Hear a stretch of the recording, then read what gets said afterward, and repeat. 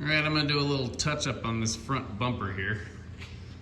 Taking the trim pieces off, take that grill off, and then I can sand all the yellow stuff and paint it black. I might touch this up because it's pretty ugly, but I'm not sure how to break it because I don't really want to paint all that because it really won't match. Anyway, we'll figure it out. All right, I got it all sanded down.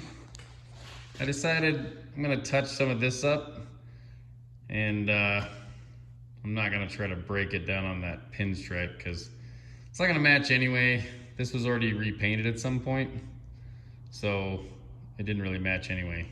So the rest of the car's, you know, the way it is. So I'm gonna scrub it down with some soap and water, rinse it, let it dry, and then we'll mask it off and paint it. All right, I laid down some rattle can primer because that yellow is going to be hard to cover with the red. It's pretty thin. So just kind of touched up where it needs.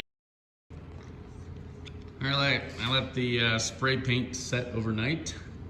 Starting to mask off the black trim.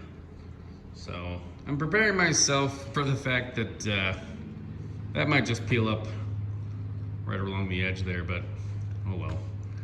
The black will look good, and the red looks better than it did before. Doesn't really match, but oh well. It's gonna look a lot better with some new trim paint on there. Got it all masked off. I'm gonna hit it with a couple of coats of this.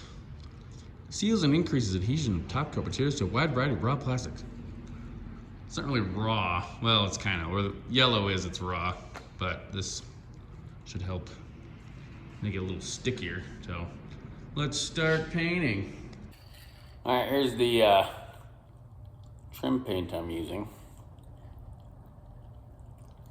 Got it on Amazon. I've used this company before. They make really good weld-through primer.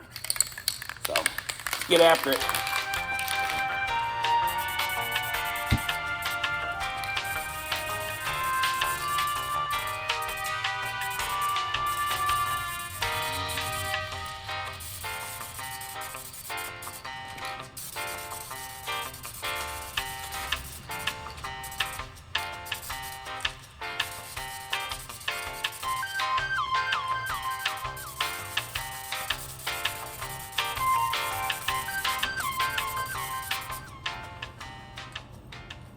All right, well, that's the first coat. I'll probably do at least 2. This stuff covers pretty good, so I'll show you what it looks like when it's done.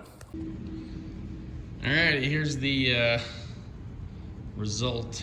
As you can see, doesn't really match, but I haven't buffed that fender yet, so that'll help a little bit. And then I found a company that sells this pinstripe vinyl, so it should be a little better once it's shined up, but you can really see the difference there. Also not buffed, but that looks a lot better than it did. And that's really all we're after. Well, since I got this all painted up and the black looking nice, figured I'd do the headlight trim buckets, whatever. They're in good shape, but they're kind of gray instead of black, so I scrubbed them down with some of this stuff. Works great. It's water-based, and I bought this like 10 years ago. I'm surprised it's not dried out, but I'm sure you can get that on the interweb, so I'll let these dry and then paint these up too. Got a couple coats on the headlight buckets. I started to prep the grill and noticed that it had all these little speed nuts on the back, so I can actually pull the gold part out. Maybe. Yeah, that's cool. It's actually metal, which is surprising. So I can clean this up and not have to worry about masking it off. Also, the little Mercury tag a little clip on it, and it just boop, popped right in there. So don't have to mask that off either. So get that cleaned up, painted, and back in the car. All right, here's the big reveal. Looks a lot better. Makes me want to paint the whole car, but no. We're just doing a little rattle can restoration here. But that looks real good. Pay no attention to this. Don't look at that. Just look at this. Well, that's gonna do it for this little project. It's 10 times better than it was. The rest of the car needs some work, but the front looks nice.